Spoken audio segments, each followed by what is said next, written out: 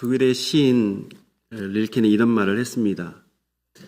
상실은 단순히 무언가를 잃어버린 상태가 아니라 내 존재의 일부가 떨어져 나가는 고통. 우리는 살아가면서 소중한 것을 갑자기 잃어버릴 때가 있습니다.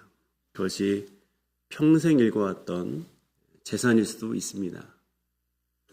꿈꿔왔던 미래일 수도 있습니다. 때로는 나보다 더 사랑했던 존재일 수도 있습니다. 치매로 인해서 기억을 잃어가는 아내, 그리고 그의 곁을 지키는 한 노 부부의 사연이 담긴 다큐멘터리 그대라는 기억 연숙시라는 영화가 있습니다. 아내는 그렇게 남편에게 맞는 음식을 해서 대접을 했고 그렇게 남편을 잘 챙겼던 아내였지만 치매로 인해서 이제는 평생 함께했던 남편의 얼굴조차 낯설어하는, 아니 알아보지 못한 채 살아가는, 심지어는 자기 자신이 누구인지도 모른 채 살아가고 있었습니다. 남편은 매일처럼 그런 아내를 돕고 말할 수 없는 아내의 손을 붙잡고 기도하면서 아내의 이름을 매일매일 부릅니다. 연수가. 그러던 어느 날 이 아내의 초점 없는 그 눈이 갑자기 힘이 살아난 것을 보게 됩니다. 그 아내가 남편을 향해서 그 말할 수 없는 입술을 움직이면서 이렇게 얘기합니다. 여보. 이 짧은 한마디에 남편이 그만 무너져 내립니다. 아내가 기억을 되찾았기 때문이 아니라 이 치매라는 무기력의 암흑 속에 갇혀있던 아내와 잠시라도 연결되었다는 그 사실 때문이었습니다.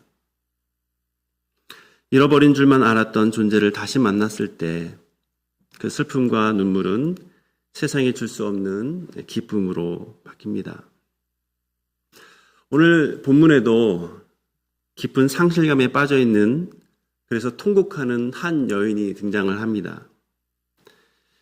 이 여인은 자신의 인생을 송두리째 바꿔주셨던 스승이자 그리고 삶의 이유가 되었던 예수님을 잃은 이후에, 그리고 그분의 시체를 찾지 못해서 절망하며 슬퍼하고 있는 마리아입니다. 하지만 놀라운 일이 일어납니다. 부활하신 예수님께서 슬픔 중에 홀로 남아있던 그 마리아의 이름을 부르시고 그를 부활의 첫 번째 증인으로 세우신 것입니다.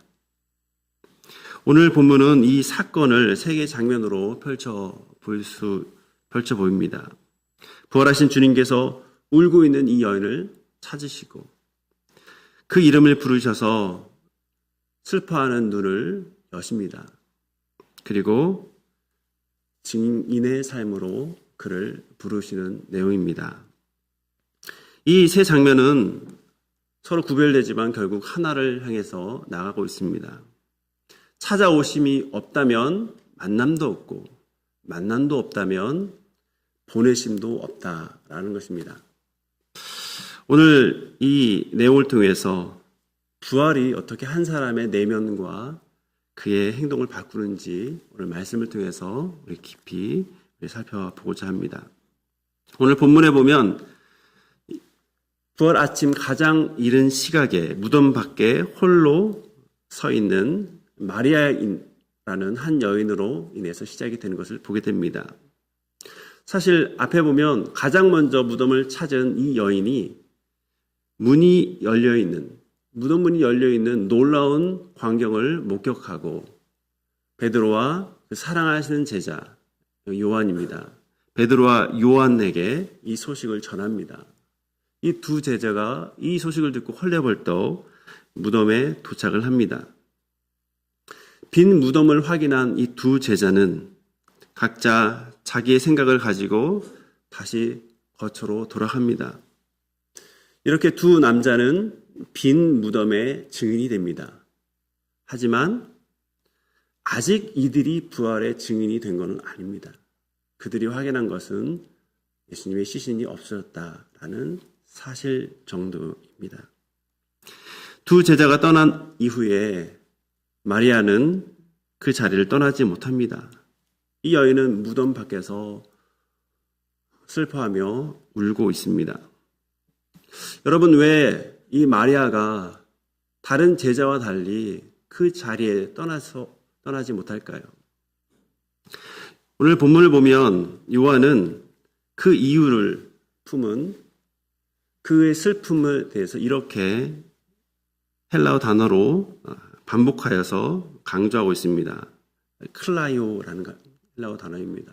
이것은 조용히 흘리는 눈물이 아니라 소리를 동반한 울음, 온몸으로 통곡하는 그런 울음입니다. 이 단어를 요한은 11절에 2번, 13절에 1번, 그리고 15절에도 1번 이렇게 4차례 반복을 합니다. 당시 마리아의 슬픔이 얼마나 크고 깊었는지를 훗날 유일한 증인이었던, 유일한 현장에 있었던 이 마리아로부터 소식을 전해 듣고 요한은 그 슬픔을 이 단어의 반복을 통해서 나타내고 있는 것이죠. 그러면 이 슬픔의 뿌리는 무엇인가?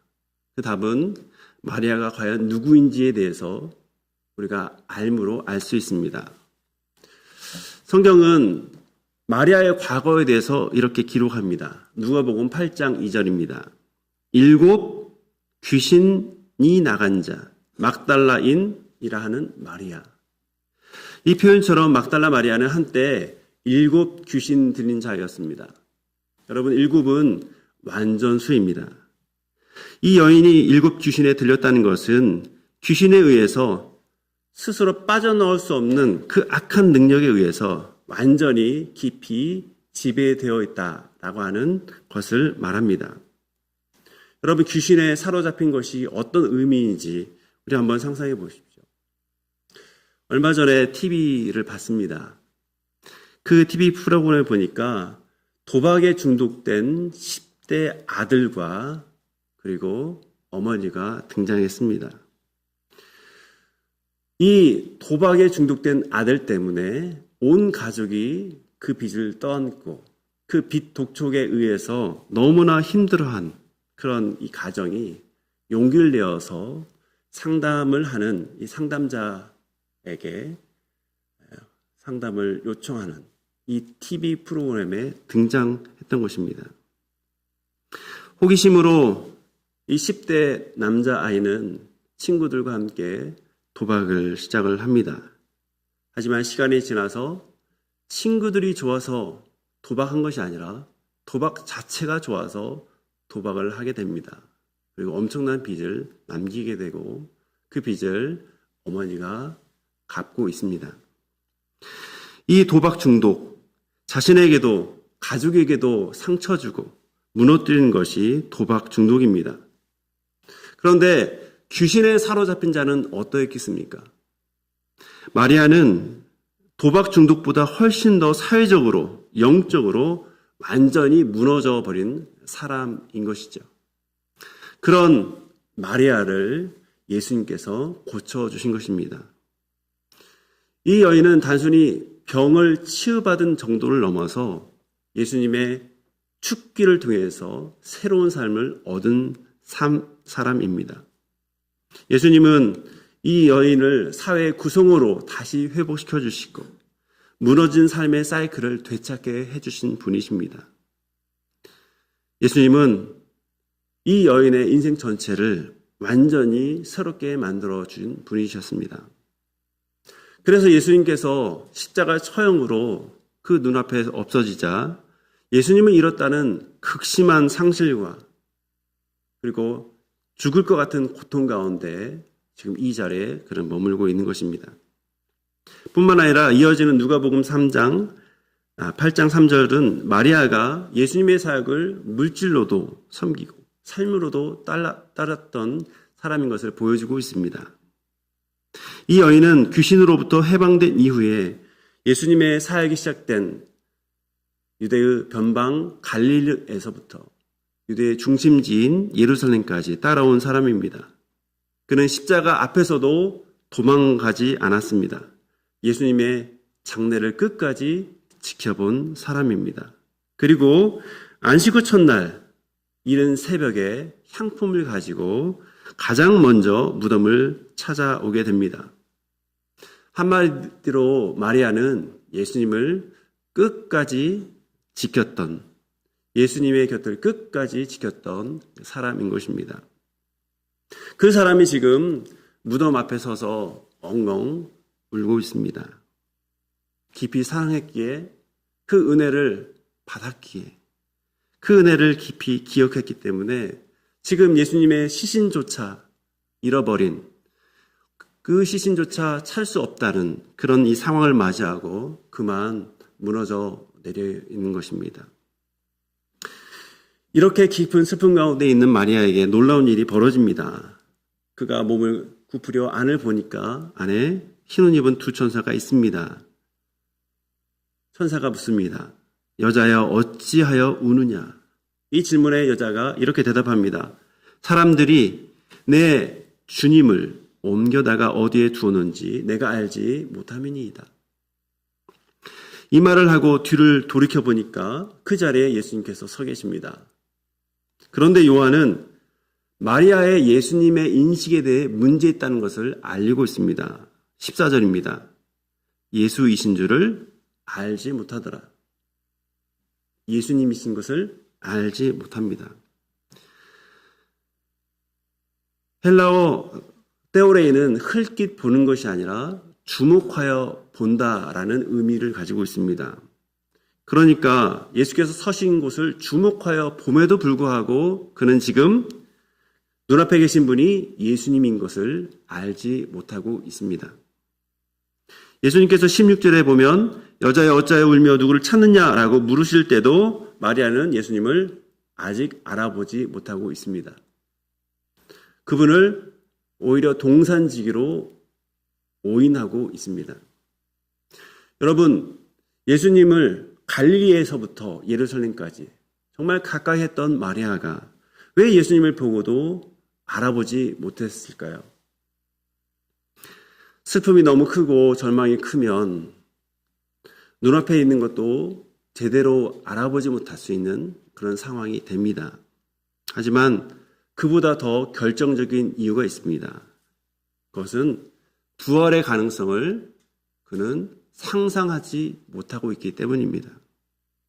마리아는 지금 부활하신 예수님을 기대하며 생각하는 것이 아니라 시신을 찾고 있습니다. 살아계신 분을 찾는 것이 아니라 죽어있는 그 시신을 찾고 있습니다. 그래서 예수님의 시신을 누군가가 옮겼을 거라는 이 생각 때문에 눈앞에 보이는 어떤 존재를 예수님이라고 생각하지 못하고 동산지기, 동산지기면은 분명히 예수님의 시신을 어디로 옮겼을 수도 있다라고 생각하면서 동산지기로 오해하고 있습니다. 바로 여기서 오늘 본문에 가장 중요한 사실이 한 가지 드러납니다. 마리아가 예수님을 알아보기 이전에 이미 예수님께서 마리아 앞에 서 계셨다라고 하는 것입니다. 마리아가 울고 있는 그 자리에 부활하신 예수님께서 먼저 오셔서 자신을 보이십니다. 그래서 이 부활은 충격 입은 슬픔 가운데 마리아가 마음속으로 생각해낸 그런 상상의 결과가 아닙니다. 예수님은 부활하셨고 부활의 몸을 가지신 예수님께서 이 여인에게 먼저 찾아오십니다. 그렇다면 마리아는 어떻게 눈앞에 계신 예수님을 알아볼 수 있게 됩니까? 바로 그것이 다음 장면에 있습니다. 천사의 질문에도, 심지어는 예수님의 또 다른 예수님의 질문에도 마리아의 마음은 슬픔 가운데 깨어있지 않습니다. 그런데 다음 한마디가 이 모든 상황을 바꿉니다. 그것이 16절입니다. 마리아라 라고 불러주시는 것입니다. 요한복음의 권위자 D.A. 카슨 박사는 이렇게 말합니다. 마리아야라는 이 한마디는 예수께서 평소에 늘 그녀를 부르던 음성이었기 때문에 슬픔으로 인해 눈먼 것을 제거하기에 충분하였다. 천사가 물었을 때도, 예수님이 직접 물었을 때도 이 여인은 반응이 없었습니다. 하지만 자신을 부른 이름 마리아야, 이 마리아라는 이름을 듣고 그는 제정신을 차리는 것이죠. 왜 예수님은 이름을 부르십니까? 예수님은 요한복음에 선한 목자의 비유를 하십니다. 비유를 통해서 이렇게 말씀하시죠. 요한복음 10장 3절입니다. 문지기는 그를 위하여 문을 열고 양은 그의 음성을 듣나니 그가 자기 양의 이름을 각각 불러 인도하여 내느니라. 선한 목자이신 예수님은 죽음을 이기시고 살아나십니다. 그리고 슬퍼하며 울고 있는 자신의 양, 그 자신의 양의 이름을 마리아라라고 부르시고 계시는 것입니다. 마리아는 자기 눈으로는 도저히 예수님을 알아볼 수 없었습니다. 하지만 자신의 이름을 불러주시는 목자의 음성을 들었을 때 예수님을 비로소 알아보기 시작하는 것입니다. 사랑하는 여러분, 우리 인생 가운데 부활의 주님으로 찾아오신 그 주님을 알아보는 통로는 우리의 감각 이전에 주님의 부르심이라는 사실을 명심하시길 바랍니다.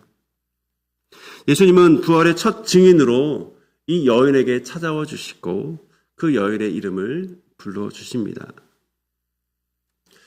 사실 이 사실은 부활의 증인으로 과연 이 여자가 적합한가? 라는 질문을 제기하게 됩니다. 만약에 부활의 증인으로 예수님께서 자신을 나타내신다면 사실은 자신을 죽게 만들었던 총독 빌라도 또는 많은 사람들을 선동해서 예수님을 십자가에 못 박도록 했던 대제사장에게 나타나서 나는 부활했다라고 자신의 모습을 드러내는 것이 가장 확실한 방법이지 않습니까? 그런데 예수님은 그들에게 자신을 나타내지 않습니다. 심지어 예수님을 가장 가까이서 따랐던 베드로와 요한 같은 제자에게 자신의 모습을 먼저 드러내시지도 않습니다. 당시 법정에서 이 여인의 증언은 그렇게 효력이 없었는데 그 효력도 없었을 만한 그런 한 여인에게 예수님께서 먼저 나타내십니다. 왜 그럽니까? 예수님의 부활은 어떤 권력이나 위계나 심지어는 세상의 논리, 합리 이것을 추구하는 것이 아니기 때문입니다. 예수님의 부활은 세상의 논리가 아니라 사랑의 논리입니다. 즉 예수님의 부활은 사랑이기 때문입니다. 그래서 예수님께서는 가장 먼저 자신을 사랑하며 그 새벽에 자신의 무덤에 찾아온 이 마르다, 한편으로는 가장 깊은 슬픔 가운데 있던 이 마리아에게 찾아오셨습니다. 그리고 그 여인의 이름을 마리아라라고 부르신 것이죠. 앞서 예수님의 제자들은 예수님께 충성을 맹세했습니다. 그러나 예수님께서 십자가를 치시자 십자가 앞에서 흩어지게 됩니다. 그리고 자신들도 예수님처럼 십자가의 처형을 받을까 봐 두려움 가운데 문을 잠그고 숨어 있게 됩니다. 그런데 그런 그들이 어떻게 두려움을 이기고 목숨을 걸고 복음을 전하는 사람이 됩니까? 부활하신 예수님을 실제로 만났기 때문입니다. 그것은 단순히 눈으로 본 경험 때문이 아니라 부활하신 주님께서 그들을 찾아오시고 두려움 속에 숨어있던 그들의 이름을 부르셨기 때문입니다. 그래서 제자들에게 예수님의 부활은 사상을 넘어서 사건이 됩니다. 부활 사건, 곧 부활하신 주님을 인격적으로 만나는 이 사건이 사람을 근본적으로 바꾸게 되는 것입니다.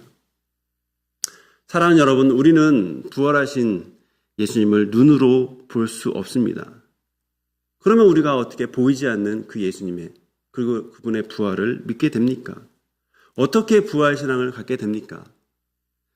부활신앙은 우리의 감정이 고조될 때 생기는 것이 아니라, 눈으로 확인했기 때문에 생기는 것이 아니라, 주님이 찾아오셔서 내 이름을 부르실 때, 우리의 마음을 아시고 위로하시고 큰 고통 가운데 구원하신 그 주님, 우리의 삶의 문제를 해방하시기 위해서 찾아오셔서 나의 이름을 부르실 때 우리 안에 구원 얻을 선물로서의 믿음이 생기면서 부활의 주님을 믿게 되는 것입니다.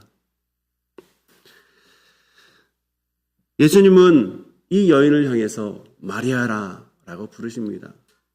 이 말이, 이 이름이 슬픔 속에 있던 여인을 부활의 증인으로 일으켜 세우게 됩니다. 부활하신 예수님은 깊은 슬픔 속에 있는 이 여인을 찾아가시고 그의 이름을 부르셔서 그를 예수님 부활의 첫 번째 증인으로 삼아 주신 겁니다. 사랑하는 여러분, 주님은 우리를 아십니다.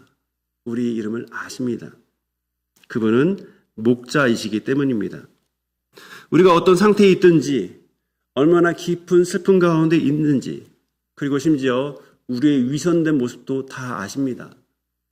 우리의 인내 없는 모습, 우리의 참을성 없는 모습, 누군가를 정죄하는 모습, 그런 거 다 아십니다. 그럼에도 불구하고 부활의 주님께서 우리에게 찾아와 주셨습니다. 그 생명의 능력을 가지시는 분께서 우리에게 찾아와 주시고 우리의 이름을 각각 불러주신 겁니다. 예수님의 부르심에 마리아가 어떻게 응답합니까? 라보니라고 응답합니다. 라보니라는 말은 선생님이라는 뜻의 아람어입니다. 예수님께서 마리아야 라고 부르자 마리아는 선생님 하고 기뻐하며 대답하고 있습니다. 평소 부르던 그 음성으로 마리아를 부르자 마리아 역시 평소 불렀던 그 말로 라보니 하면서 예수님께 대답합니다. 예수님의 이 부르심이 마리아 안에 있는 그 기쁜 슬픔을 쫓아내고 있습니다. 이 만남이 여기서 끝나지 않습니다. 부활하신 예수님은 마리아를 만났을 뿐만 아니라 이 여인을 어딘가 다른 곳으로 지금 보내고 있습니다. 부활하신 예수님을 만난 마리아, 얼마나 기쁨이 컸겠습니까? 시신이 없어져서 너무나 슬퍼했을 그 마리아가 이제 눈앞에 예수님을 보니까 그에게는 기쁨이 과연 충만했을 것입니다. 그래서 그런지 마리아는 예수님께 엎드리고 그의 발을 놓지 않았던 것으로 보입니다. 사랑하는 분을 잃었다가 다시 찾았다면 그를 떠나 보내지 않는 것은 너무나 자연스러운 행위입니다. 하지만 예수님께서는 이렇게 말씀하십니다. 17절입니다. 나를 붙들지 말라라고 말씀하십니다. 나를 붙들지 말라는 것은 이미 진행 중인 행위를 중단하라라는 명령입니다.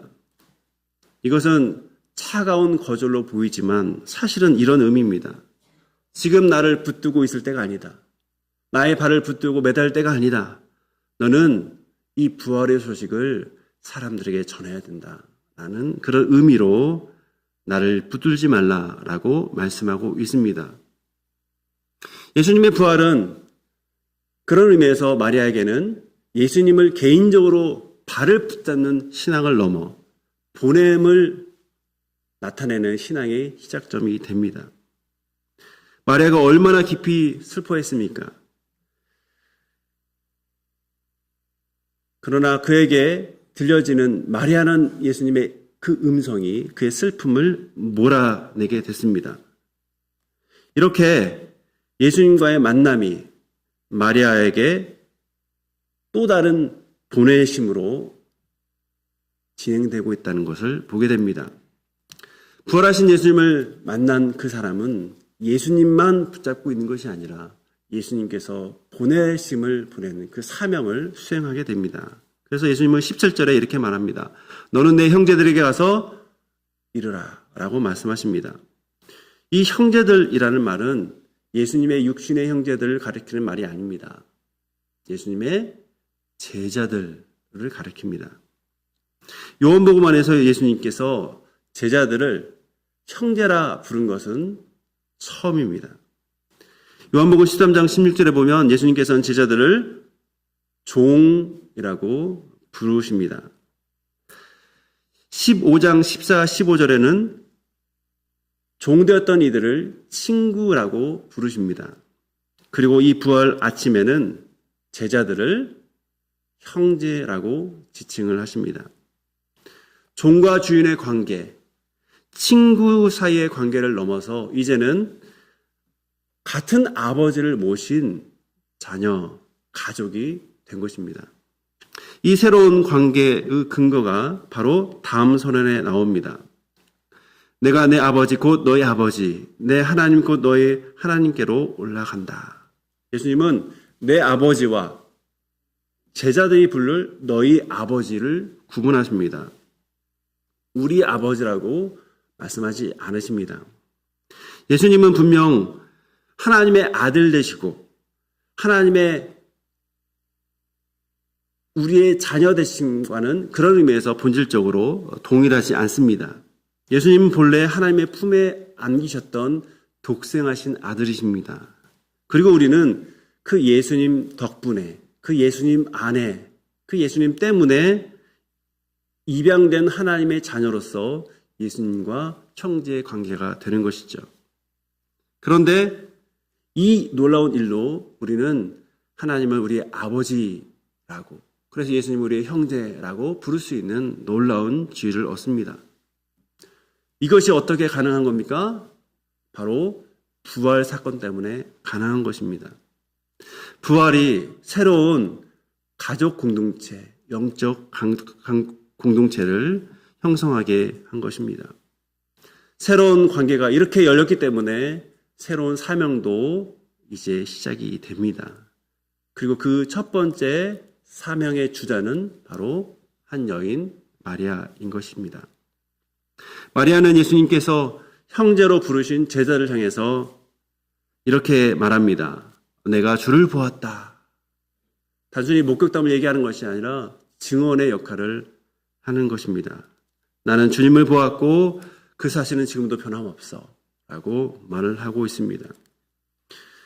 11절에서 마리아는 예수님의 시신 없어진 것 때문에 그 앞에서 어찌할 줄 몰라서 엉엉 슬퍼하는 가운데 울고 있었습니다. 그러나 18절에서 이 여자는 부활의 첫 증인이자 메신저가 됩니다.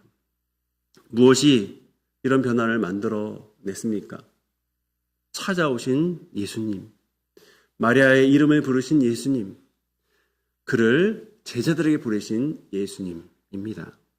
슬픔이 부활 증언이 되고 통곡이 부활 선포로 바뀌는 장면, 우리는 오늘 이것을 이 내용을 통해, 이 장면을 통해서 보게 되는 것입니다. 놀랍게도 이런 변화는 마리아만 있었던 것은 아닙니다. 오늘 본문 바로 뒤에 보면 19절에서 20절에 보면 유대인들이, 즉 제자들이 유대인들을 무서워하며 문을 걸어 잠그고 있습니다. 그런데 숨어있던 그 제자들을 예수님은 만나서 이 제자들은 기쁨을 얻게 됩니다. 뒤에 보면 24절 이하에 보면 도마의 말이 나옵니다. 손을 내가 직접 만져봐야겠다. 그걸 내가 직접 경험해봐야겠다. 라고 했던 이 도마가 예수님을 직접 만난 후에 이렇게 고백합니다. 나의 주, 나의 하나님. 의심이 확신으로, 두려움이 담대함으로 바뀐 것입니다. 부활은 첫 증인 마리아의 이야기로 끝나지 않고 온 세상을 향한 놀라운 시작이 되는 것입니다. 오늘 우리가 이 세 장면을 우리가 살펴봤습니다. 슬픔 속에 있던 마리아를 찾아오신 예수님, 그의 이름을 부르신 예수님, 그리고 그를 보내신 예수님.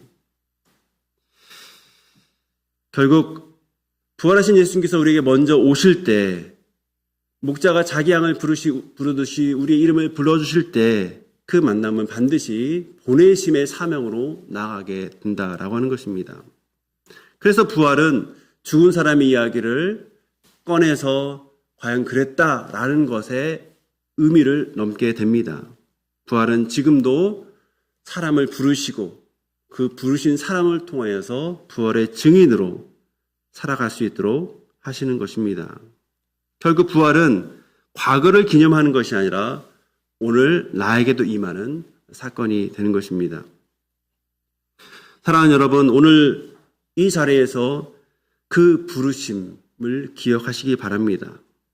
우리가 얼마나 오랫동안 슬픔 가운데 울었는지 그것이 중요하지 않습니다. 얼마나 깊은 마치 중독 가운데 있는 것처럼 있는 그 모습이 중요하지 않습니다. 주님은 우리의 이름을 이미 아시고 우리의 이름을 부르십니다. 그 부르시는 주님의 음성에 응답할 때 우리는 내가 주를 보았다라고 제자들에게 알리는 부활의 증인 역할을 하게 되는 것입니다. 여러분, 이것을 기억하시면서 이 고백, 나는 주님을 보았다라는 이 부활의 증인, 첫 증인의 고백이 우리 삶 가운데서 있어서 많은 사람들을 향해서 부활의 증인으로 우리가 더 드러나는, 그래서 많은 사람들을 영적인 가족으로 초청하는 그 복된 일을 하시기를 바랍니다. 기도하겠습니다. 하나님 아버지, 슬픔 가운데 있던 마리아의 이름을 부르셔서 그를 증인으로 세워주셨던 것처럼 오늘 우리도 우리의 이름을 각각 불러주심을 감사합니다. 주님의 음성을 듣고 두려움과 절망을 이겨내게 하여 주옵소서. 개인적으로 예수님의 발만 붙드는 신앙을 넘어서 증언하는 삶을 살아갈 수 있도록 우리를 인도하여 주옵소서. 우리가 만난 주님, 삶으로 증언하는 부활의 증인되게 하셔서 오직 영광 받으실 만왕의 왕, 부활하신 그 왕을 찬양하는, 찬미하는 예배자 되게 하여 주옵소서. 예수님의 이름으로 기도하옵나이다. 아멘.